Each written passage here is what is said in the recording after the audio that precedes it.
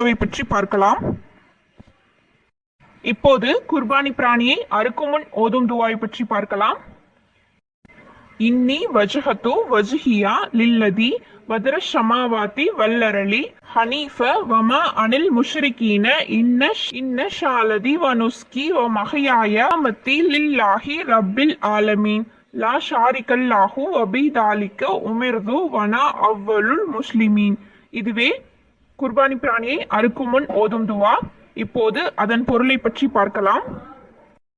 வானங்களையும் பூமிகளையும் எவன் படைத்தானோ அந்த ஒருவனின் பக்கமே நிச்சயமாக நான் முற்றிலும் நோக்கிறேன்.